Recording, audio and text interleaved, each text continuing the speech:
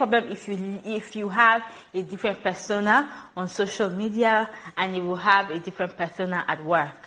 You might be a different person at work, and then you might be a different person, outside of work. That's why companies generally have social media policies. So if you want to be detached from your company on social media, then don't even identify in the beginning.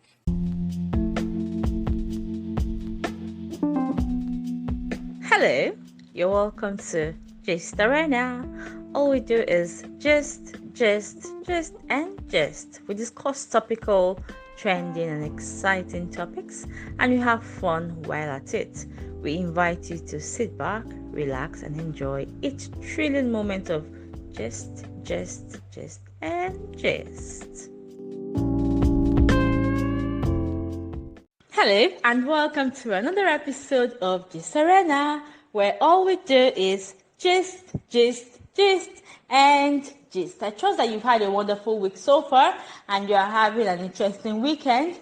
I hope that it is restful as well. I am Cynthia, and I will be moderating this episode. I am once again joined by my fellow ladies and co-gisters, Adenike and Ayotunde. Together, we'll be discussing an interesting one, and we hope that you would enjoy our conversations here today. So, what are we going to be discussing today? We're going to be discussing social media and our professional or official life, whether we should be penalized at work for our activities on social media, whether our activities on social media should influence how we are being viewed at work, should there be a difference just between both worlds? So, most often than not, sometimes people like to keep their social media lives, away from their professional life, because I feel a lot of people, I don't want to generalize, but some people think that the social media is that place where they can let their guards down, be playful, just be wild, quote unquote, do what they want to do, while at work they're all professional, yeah, serious, that's the word. They're serious at work. And sometimes there might be the persona that you see online can be different from the persona that you see on social media. I'll give a very good example. I'm not too sure I'm not very certain of the, nitty-gritty of this particular scenario I'm about to say, but I know it did happen. I think it's a lady had gotten an internship with is it NSA or NASA? I think it was NASA, and she had come on social media to say, "Hey guys, I just got an internship with this," and she used, I think she used one of the foul languages, and then someone came and said, "Hey there, language, be careful," and then she came and you dropped the F word and told you to F off, stuff like that, and the guy was like, "Woo!" Turned out that the person she had told to F off was, I think either a director or senior management at NASA. Let's just say she kind of lost her position or her place there. So now over to you ladies. Let's start with this. Is it a problem if you leave? Let's start with this. Is it a problem if you have a different persona on social media and you will have a different persona at work? Just generally, is that a problem? Is it okay to be is it okay to be a cat at work and to be a lion on social media? Or is it okay to be, I don't know, are you allowed to have a different kind of life in both worlds, social media world and then your official or professional life? Are you allowed to have that? Over to you, ladies. Hey, Cynthia. Hi, Adenike. Hello, everyone. It's good to be here again. Okay. Wow. Let me say that. Usually people, if you're considering someone's social life, let's not even think of it in terms of social media now. Usually you'd discover that people might actually have a different persona, when it comes to their social life, as opposed to their professional life. So usually at work or in a professional circle, people are expected, to be serious, like you said, or have some, level of decorum and, some moderation, that comes with official setting. Okay, but then in the social setting, okay, when you're at home or when you're with your friends, when you're not at work, it's a different ballgame, because then it's that setting is an informal setting which allows you to let down your hair and be maybe yourself. And I mean, even consider dressing, for instance. You're expected to dress in a particular way when you're at work. There's a dress code and stuff like that. And then when you are at home or when you go to social functions, you're at a social gathering, you're wearing something, different. And I've seen people like that, that I've seen wear casual, and, you'll be like, oh, wow. And like, you look different. It so happens. In fact, interestingly, was it on Friday? One of my students saw me, and she was like, because it was evening and I was on casuals, and I was like, oh, you look so different in casual, and stuff like that. So, things like that happen.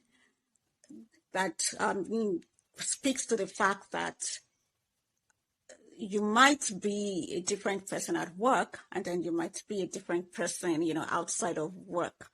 That does not necessarily mean that you are pretending. It just means that what is expected of you in a formal setting is not what is, it's not what you would probably do in an informal setting. In an informal setting, you are freer, to express yourself how you want to.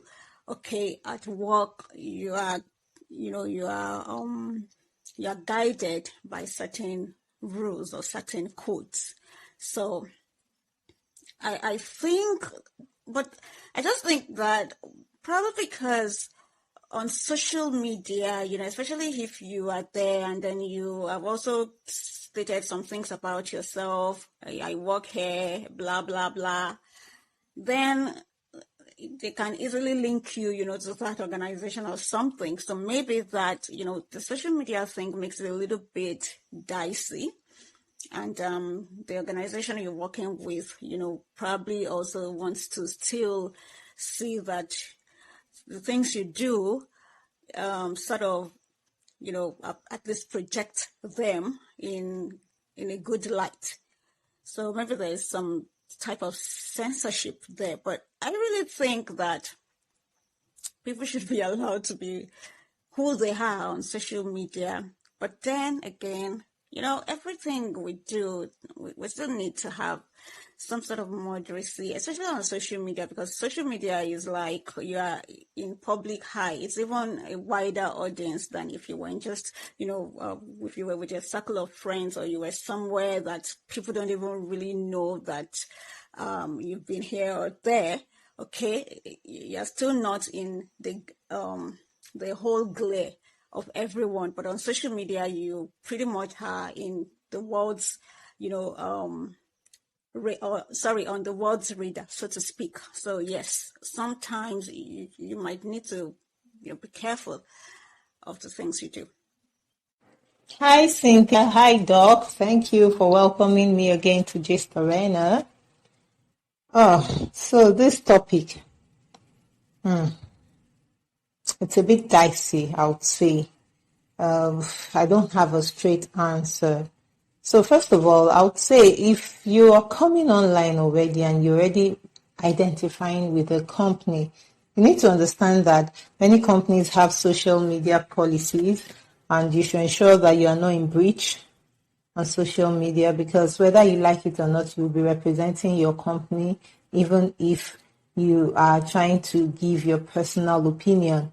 So if you want to be free as a bird or whatever, then don't come and tell us already that you work for a particular company. In that case, maybe you can even get away a bit with airing whatever opinion you want to have. But you need to be sensitive to the fact that as when you come and you tell us that you work with NESA or you got a position with NESA, we begin to judge NESA by your conduct. So that's why companies generally have social media policies. So if you want to be detached from your company on social media, then don't even identify in the beginning. But if you already come and you tell us, for example, that you're a policewoman, whatever conduct you have, we are not going to be looking at you as a person anymore. We are going to be looking at the police force, for example. So I think people need to be aware of that. I struggle then to answer the question about should we judge people based on what they do online, offline. I struggle with having different persona online and offline.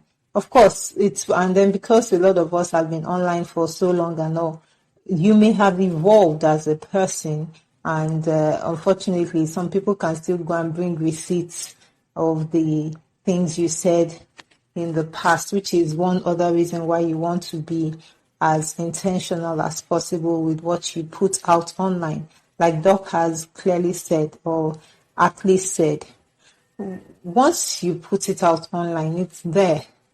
So if your thoughts and all have changed since afterwards, even if you come back and you say, oh, I don't believe these things anymore, somebody still has receipts of when you believe them. So that's why I think, particularly with our online persona, we need to be more deliberate, more intentional, because once you've put it out there, it doesn't matter how many years later, someone still has receipts. So if you're thinking, no, I'm going to delete it, even your WhatsApp status, people that have GB WhatsApp can still see the status you deleted. So once it's out there, it's there. So I think we need to take a lot of time to ponder over what we are putting online in particular. It's easy for you to even deny that you said something that you only said in the hearing of 4 or 5 people, but once it's online, it's out there. So I think we need to be intentional. That's for me. So let me go to the particular story of the NESA lady. I'm wondering how she did not know that the person she was engaging with was a director with NESA. At least if you're going to be badly behaved online, go and check the people you're even fighting. Now, I've actually had that thought before, that what if someone that you've had issues with turns out to be your new boss, for example, as in, and the person did not forget. I just think people should be more intentional about how we behave online, because we're going to be having more online interactions, so we need to be more intentional. I would like to repeat that over and over again. If you're planning to drag people online, be intentional about your dragging self, and check who you are dragging before you start dragging, or who you are throwing F-bombs at. And so was NESA right or wrong to have taken action against her because of her online behavior? I would say I don't know. It depends on what their social media policy says.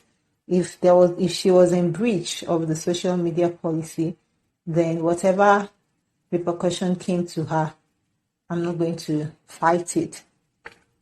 So for me personally, one of the reasons why I'm kind of slowing down on what I'm doing online for at least for a while is that I want to be consistent. I want people to be able to say that, yes, the same Adenike they met in person, at least she kind of matches. She may not totally match, but there's a match between what she's putting up or putting out online and what she says as a person when you meet her. I think there should be a match. Yeah, you may not be. So, for example, maybe you may be all tied up and suited up in the office, but in terms of your thoughts, your words, and your actions, they should match. Online, offline, they should match, I think, because I believe that's where consistency comes from. And just to, would I say, digress a bit, there was someone I reached out to I think it was last week or 2 weeks ago. I think it must have been last week. I called her because of some things that were happening online. So I called her because of some transactions we had together, and I felt, no one told me, I felt I needed to reassure her. And she was telling me that one of the reasons why she even got involved with me, as in got into the transaction at all, was that she actually did a more or less like a background check on me to know if it's someone she wants to do business with. That was the first time I was hearing that she took, and we've been on the transaction for like 2 years. She had never mentioned that she did a background check on me until I gave her that call based on some things that were happening online. And for me, the reason why I brought that up is that let there be, as in, let people be able to say, oh, I know this person, this is how she will behave, whether you are online or offline. I think there should be a match. It may not be a perfect to the T match, but at least let us be able to say, oh, to a certain extent, I don't believe that Adenike can do ABC when people come.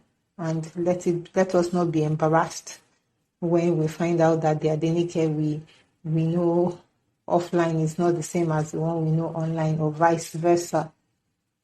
So I would like to also just end with what Dr. Ayotunde had said. Moderation. Be more, as in, I don't think that the fact that you are hiding behind a keyboard should give you the liberty to just do whatever you want, and or that the fact that you think nobody knows you should make you do. Let there be a match. I think I'll put it more on people. Try to match your personality. Let it be. Let us know who you are normally.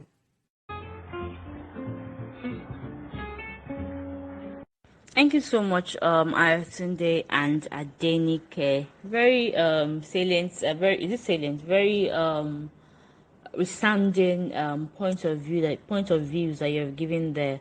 And I particularly liked where Ayotunde spoke about moderation.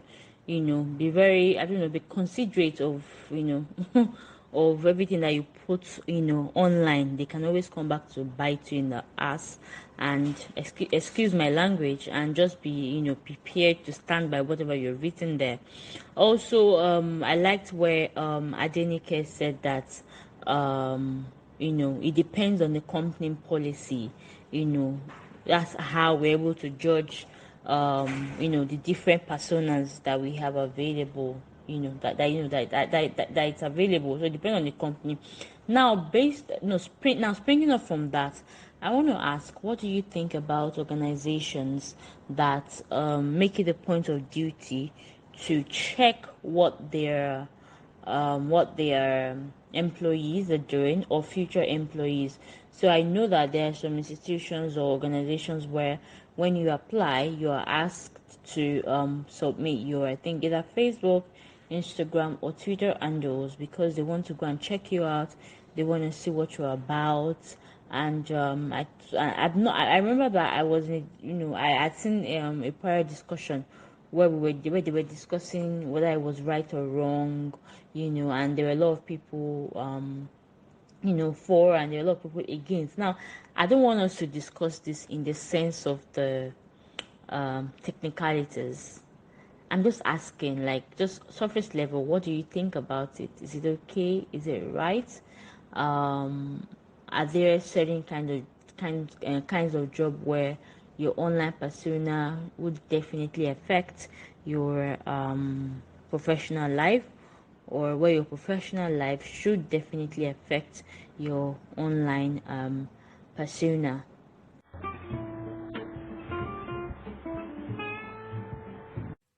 So thanks for that question, Cynthia.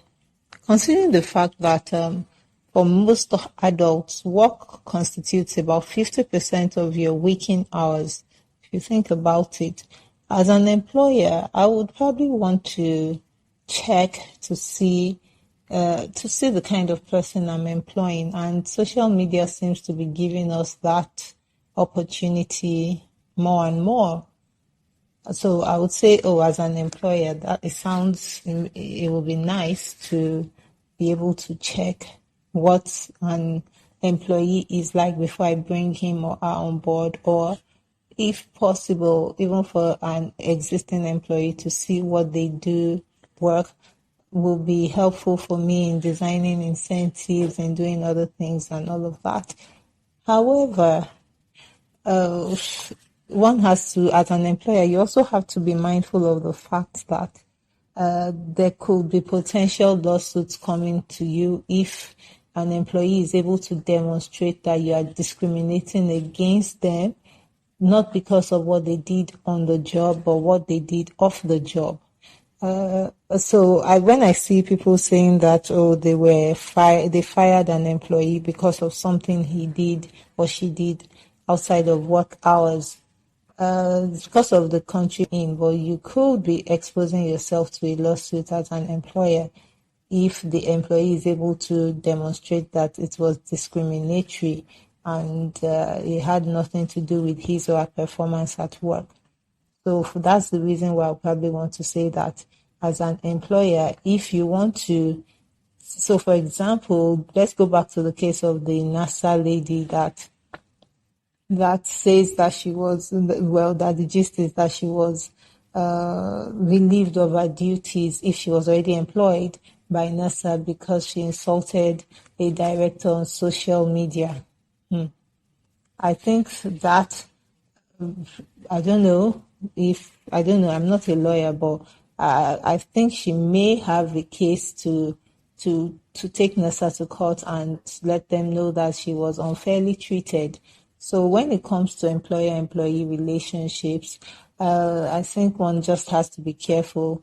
That's why in my response to that, I said it depends on what their social media policy says.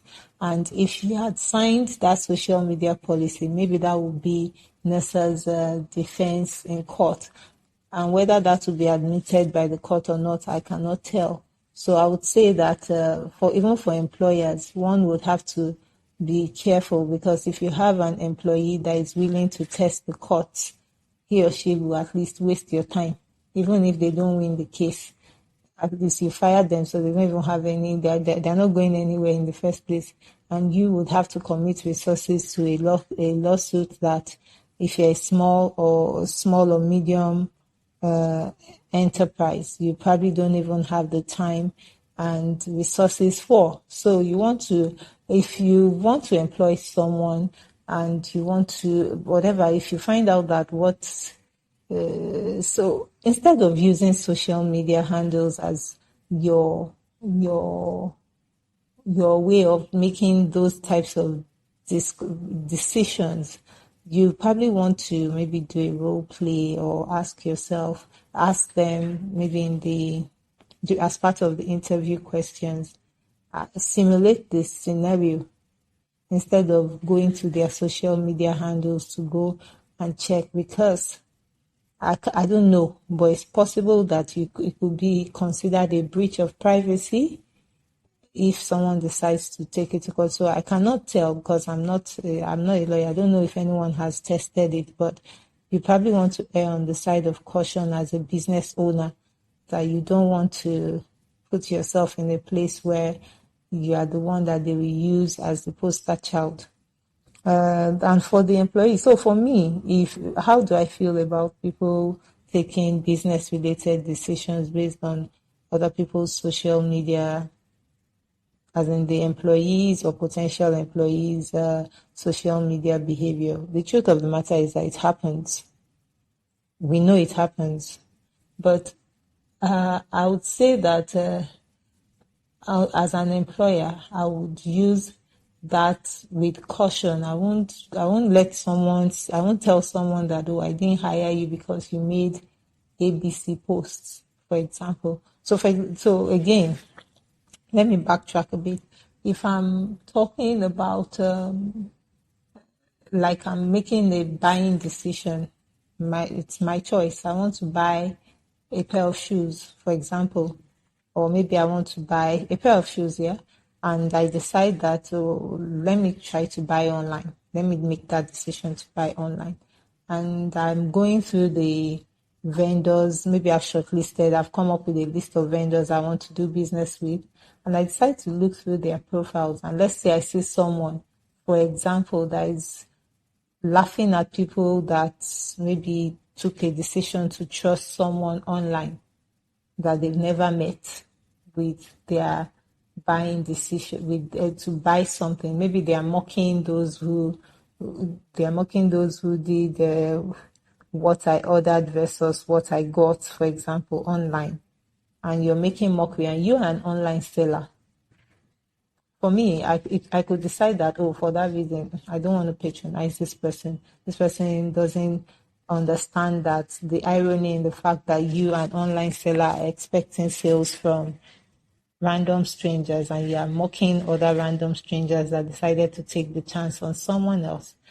So if that's the kind of case that I say, oh, in my personal capacity, I decide that nah, I'm not going to go with this vendor, I don't have to tell the vendor that this is why I didn't go with you or whatever. So I don't have to give the vendor feedback that that's why I didn't go with you. And then I just scroll past and I go to the next vendor and I make that decision.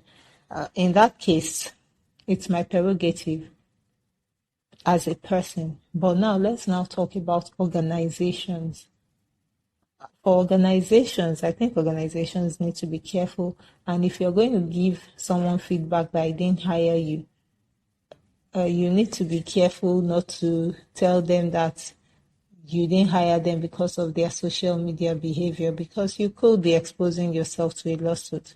So that's talking from the perspective of the employer.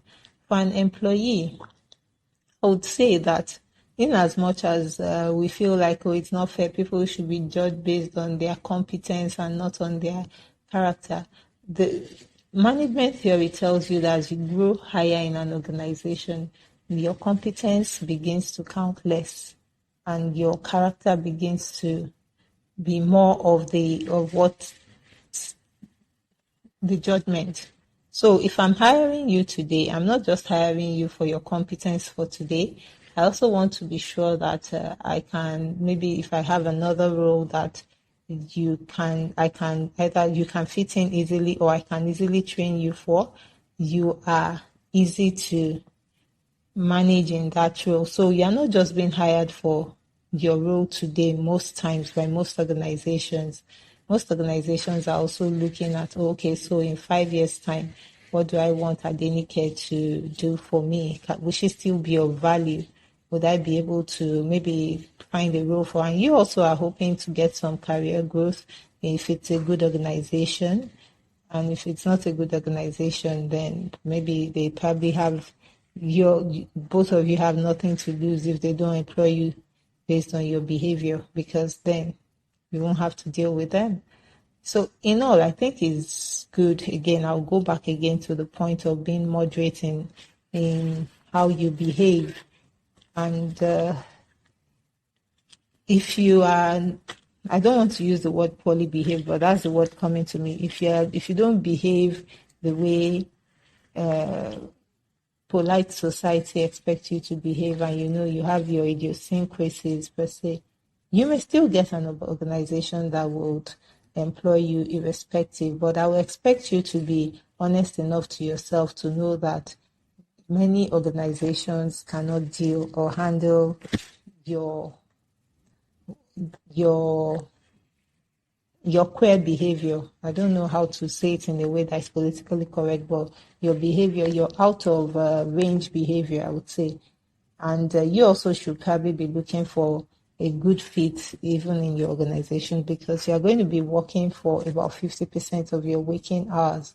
Do you really want to be spending time with people that consider you weird, queer, and all of that? Or do you want to be with people that understand you, whatever that means?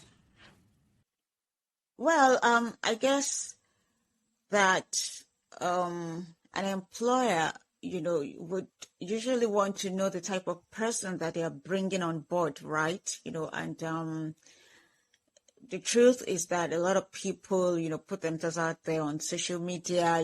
They practically live on social media. So social media sort of like gives, a glimpse, into their lives. You can probably tell one or two things about them, or you can tell what they are like, as individuals. And I think any employer wants to know the kind of person, that they want to employ. They want to know, how they really are, and to see if these people, actually do possess certain characteristics that that they desire, or that they are looking out for, the type of person that they want, to bring on board. So I can't fault an employer who goes to do a background check, via social media on a potential employee. As a matter of fact, I think that some organizations will, of necessity, even do that. Imagine you want to work with intelligence, for instance, you want to work in the force or something like that. They are going to check you out. Of course, they will, do some sort of background check on you, just to see that, you are the type of person that they want to bring on board. So, that of course goes to say again that when you're going out there, on social media, you're putting yourself out there, you should use your brain, and be mindful of the things that you put out there. I think it's important, whether it's even because of employment purpose or not. I just think generally, because you are out there in public glare, you should, even project yourself appropriately, okay, or in a positive light. I don't think anybody should have to tell anyone that. All right, but so I won't fault an employer who wants to do that type of background check. But then now for an employer to now start checking up on an employee, that's someone that you've already employed, and then you're checking, sort of like, would I call it stalking, spying on them, on their social media activities. I don't know about that. Again, I am all up for allowing people to be themselves, to be who they are. So the truth of the matter is, again, that people's life outside of work will probably be different. People will probably, be more relaxed, when they are not at work. They will probably, express themselves, more freely on social media and all of that. And I think we should have that freedom, to be expressive. Okay, I think it's important. You can't stifle people and expect them to be, the same rigid, following codes. And because the truth of the matter is that some people are actually, they are, how do I call it now? Some people are, they are unconventional by nature, but then because, at work, again, like I mentioned earlier, you have to follow certain codes, because you have codes, you have ethics and all of that guide your professional life, that guide what you do, that guide your career and all of that. So yes, that may require you to be a little bit conventional and everything, but you as a person, as your personality, you may be an unconventional person generally. So if you want to express that, on social media, or when you are not at work, I think we should be free, should have that liberty to at least be themselves and express themselves. So an employer spying or stalking or trying to check up what an employee is doing on social media, well, I don't know. I think it's for me, come on. I don't buy into that. But then, having said that, again, Cynthia, you asked if some organizations, and yes, I want to say yes, some organizations, because again, if you work for some organizations and you have identified with that organization, if you work, I think I mentioned, for instance, the police force. If you work for, such organizations that, that your position is kind of like sensitive, people, when they interact with you, they would most times look beyond you as a person. They would also associate you with, your profession. And there are certain things that are expected, of that profession. So if you go out there and then you do things that do not project that profession, in a good light, in a positive light, then of course, even people we start, calling for your head, and we start making reference, oh, and you are this, and you're supposed to be this, and you're supposed to be that. So you're going to paint your profession in a very negative light. And of course, no employer wants to, identify with such employee, because that employee is bringing, some sort of embarrassment to them or something. So yeah, in that regard, they may want to take certain steps. Okay, so all in all, at the end of the day, everybody should just, be sensible. That's what I think.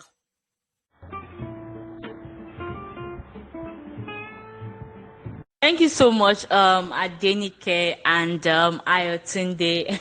I must say though that when it comes to social media and employment, as we have just discussed, sometimes I don't know where I fall. I'm either here or I'm there. We've had situations where some people have expressed some views online, and then we have other social media users maybe tagging the organizations that they work for and saying, hey, are you aware that an employee of yours, is out here, saying this? Is this what the organization stands for and all of that, stuff? And then we've seen situations where the organization has had to step in to maybe sometimes have absolved themselves of whatever the person has done, or saying that all of that shenanigans, just to let you know that and I know that some people have lost their jobs to such. I don't know whether that is right or whether that is wrong. I do not know.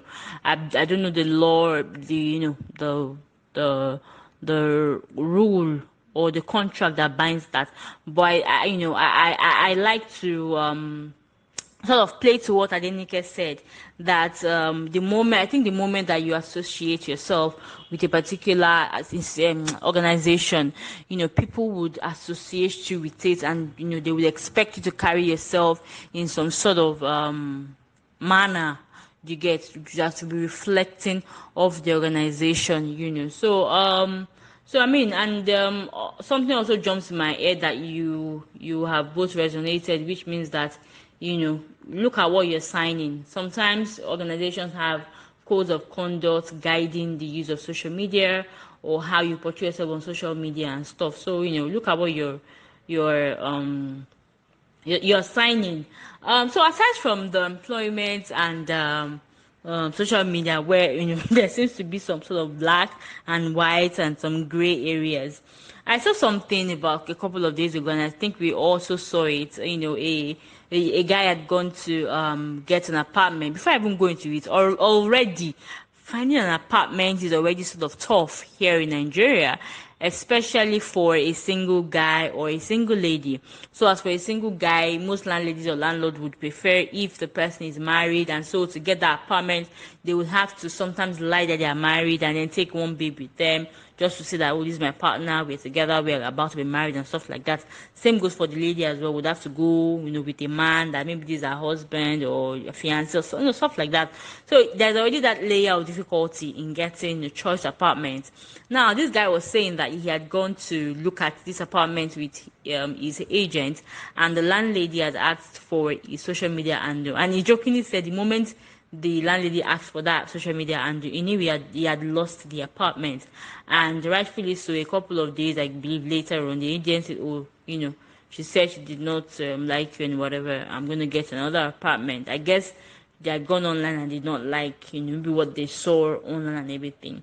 So that begs the question, is that even right? Can a landlady or landlord sort of, I mean, should they ask for your social media to check how you're living? Also, let's assume that you're the one that that lavish, that likes that lavish thing.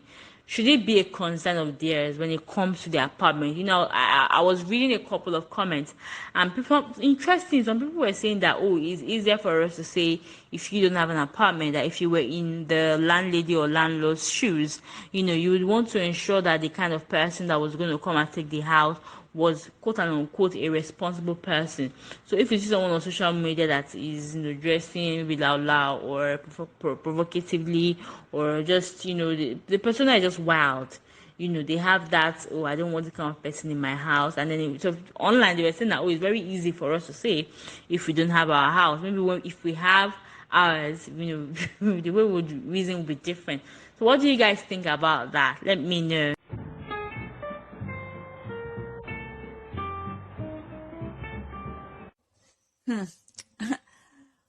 I don't think that there is a right or a wrong answer anymore, because apparently things are changing. Of course, the world is dynamic, and things will probably keep springing up that will appear strange, like, where's this one coming from? But then maybe if you sit to really think about the rationale behind some of these actions, there might be some reasonable explanation, well, or not.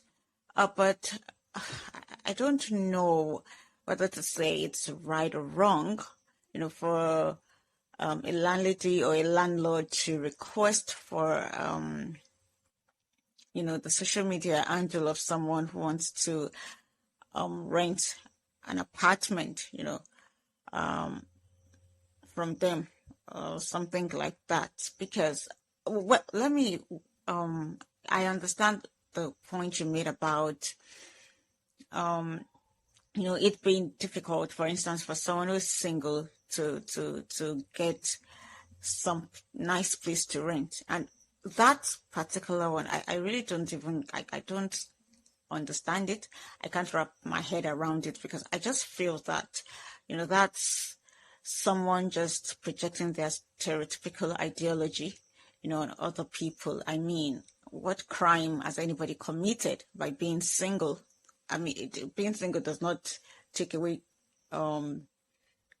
your good character. It doesn't make you responsible. You could have married people who are also very, irresponsible and have horrible character. So I don't understand that.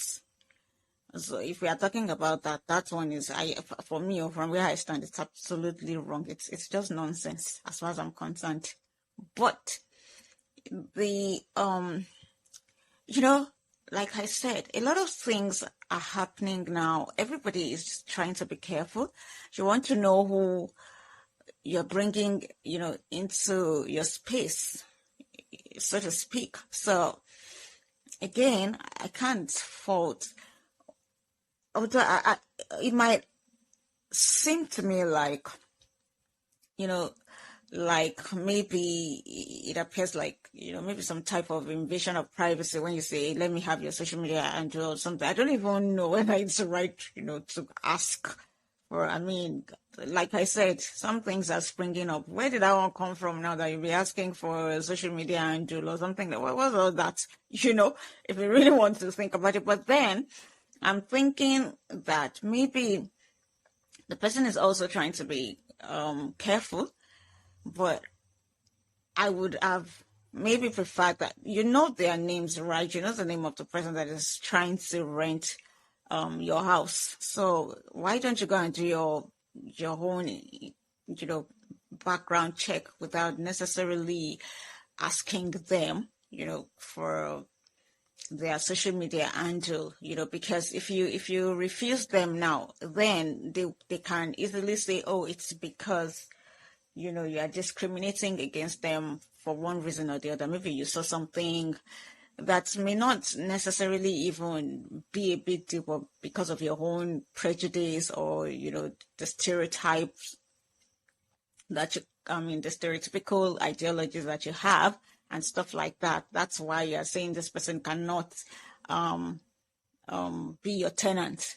Okay, so it's easy to now accuse you because you asked for what I actually don't think you should ask for. But then again, I'm not saying it is wrong to ask for it, but I think that if I were in a landlady's shoes and I want to know, I'm trying to figure out who this person is, because there's a I hate to begin now. So I mean, I want to see it from that point of view, that probably this person is just trying to be careful to know the kind of person, that they are bringing in, or to just know if, people have, I mean, they have their choices, right? They have what they want to allow and what they don't want to allow. So, well, it's the landlady's house, right? Or the landlord's house. So I can't say, I mean, it's their jurisdiction, and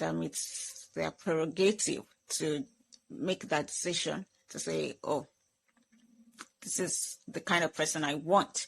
So if based on that, the person goes to, check social media accounts and everything, well, I can't fault that, completely like that.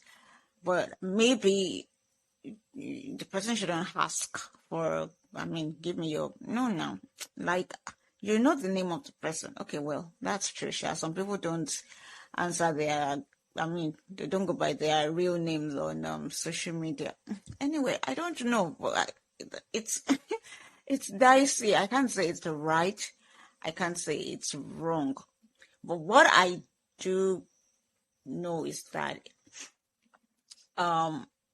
refusing people, such opportunities simply because of your prejudice or your stereotypical thinking, I mean, that's just backward as far as I'm concerned. But, well, so I don't know.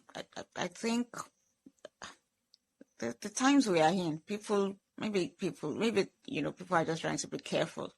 That's what I can say. Hey, thanks, Cynthia. Before I go on to answer your question, I just remembered something that I want to share regarding this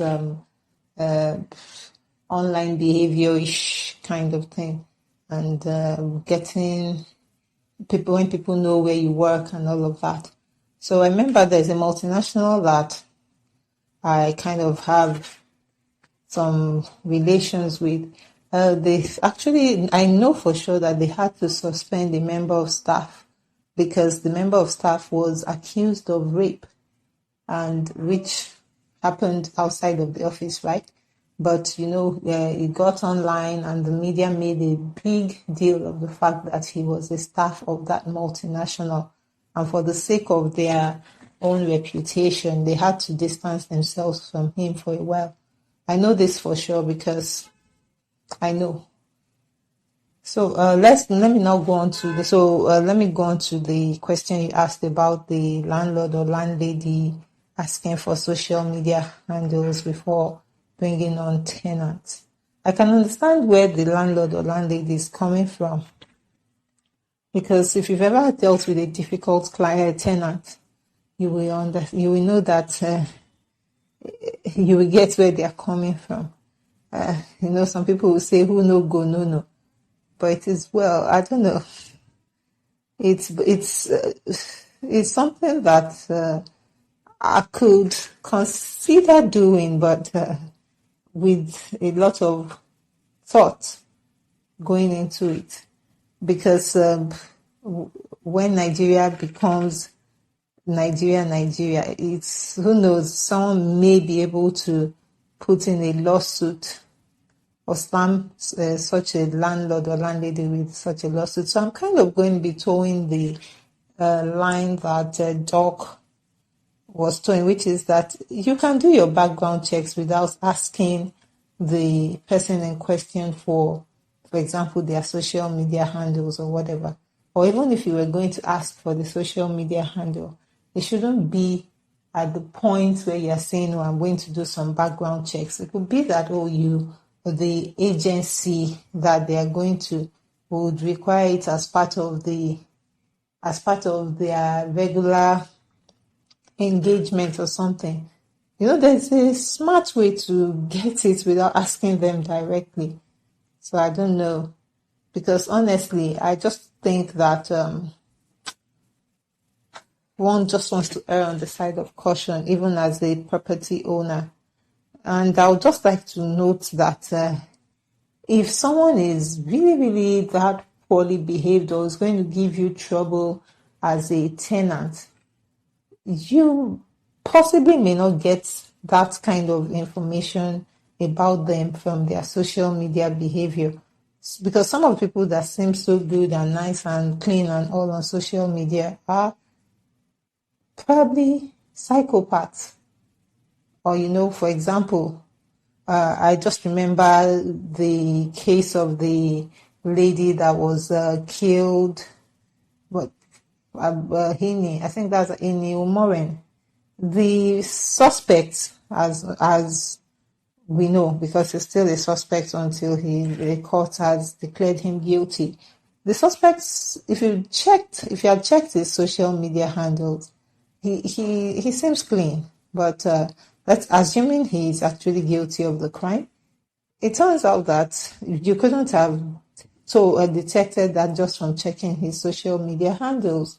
So I would say that if you're going to be using social media as your way of making such a decision on who should be your tenant, you can get the information without necessarily asking them and exposing yourself potentially to a lawsuit.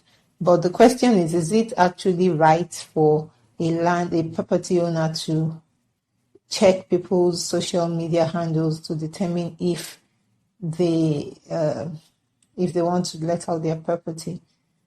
The thing is, I cannot say if it is right or wrong clearly, but it really would be nice for such a person to consider that along with other parameters. Really, it shouldn't be the only what do you call it, metric that will be used in making a decision. People have to make subjective decisions every day. And if we had to explain why we said yes to one and no to another, we will be on the matter for a long time. And we will be there for a long time.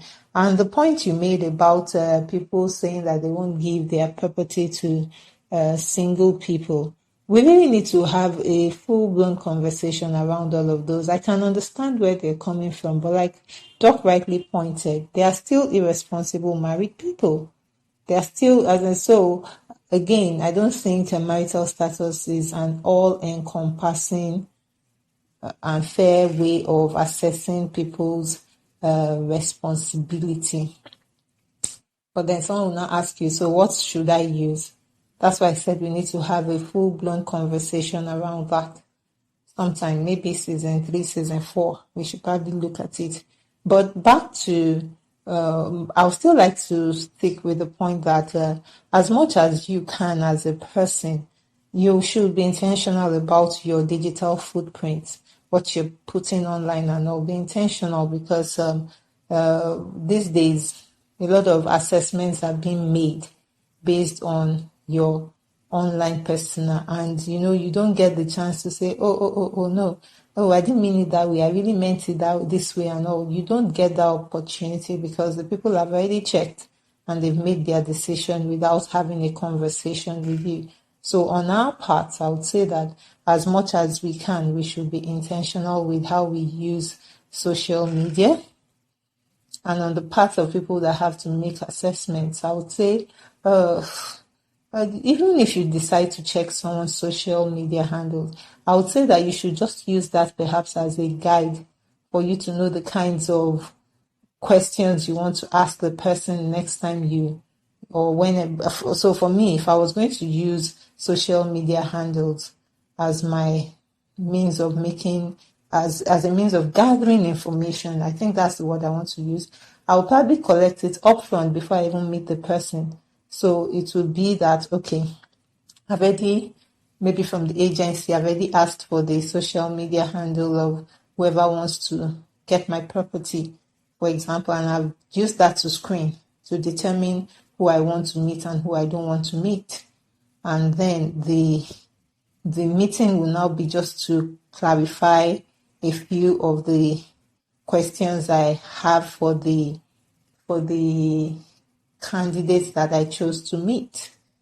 For me, that's perhaps how I would say that, okay, it's probably a bit objective. I think that's the word, objective. And I don't want to use the word fair because really there's a lot of questions that come to mind about why are you discriminating against people because of ABC, because of their marital status, because of their gender, because of etc.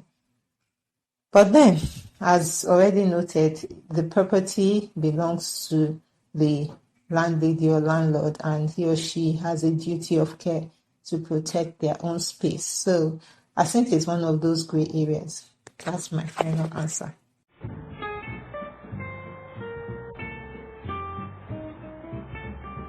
Thank you so much, I am Ayotunde and Adenike.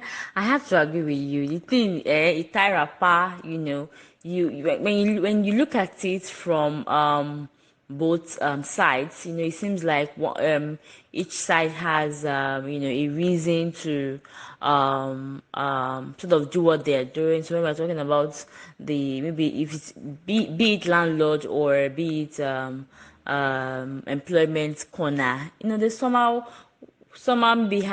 they have a right to do what they do, or they are right in doing what they're doing.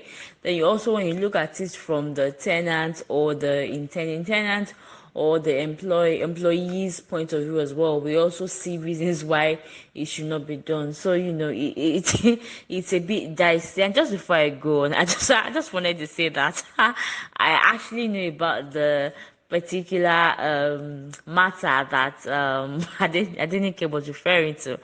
I know I knew about the story. I got to hear of the person through someone that I didn't care news I know. Anyways, I'm not gonna go into that. But I don't when I didn't care when you spoke about the person. I literally remember the story and the conversations that I had, around this particular person. But it's I just wanted to state that. Anyways, we have come to the end. But we are drawing to the end of this episode, and just from our discussions, it is obvious that everyone has the onus of care on them. So for you as a person, you should be aware that we are in the world where social media is king. Even corporate organizations, even the more traditional organizations that would typically not put themselves out there in this particular light, they have to have social media presence to even thrive in this 21st century that we are in. As a result, you have to understand that your digital footprint would matter in your day-to-day life, your employment life, your quote and unquote housing situation, just like we have discussed previous some minutes ago, and even in other facets of our lives that we didn't even mention here. Your digital footprint would matter, would influence how people look at you, would also influence their decisions when it comes to something that you're trying to do. Now, the right or wrong of the influence or the amount of influence your social media footprint should have is a story for another day. I mean, there's absolutely nothing wrong with having just putting yourself out there, but just be very conscious of the kind of image and persona that you're putting out. And there's this thing that we all say: the internet never forgets. We've seen. I feel like what is good for the goose is good for the gander. Although we didn't mention this, I just remember that sometimes when political aspirants, when they come out to tell us that they want to run for this particular office, we've had situations where people go back 15 years of something they've just put online, 10 years, 5 years, what they've put online, and then they come out and they say, oh, this person that said this, and then we've read stories saying, oh, this person has actually changed. But the internet holds you to your word or to whatever you put out there. So be very careful. We're saying be very careful of what you put out there and how you portray yourself, ultimately it looks like it's having more influence and more hold in the way that other people, organizations, companies perceive it's influencing the way that you are perceived. It's influencing their perception of you. Anyways, thank you so much for joining us on today's episode of Gist Arena. And just before I close, just to remind you to follow us on our Instagram handle. It is Gist Arena with a double A, so it ends with double A. Gist Arena. And guess what? We now have a YouTube channel, so you can listen to our recording, at your convenience. You can pause it, you can download it, and go and watch at a later time. It's Gist Arena on YouTube. Thank you so much for listening to us this on this episode. We look forward to gisting again next time. Until next time, have a lovely weekend. Bye.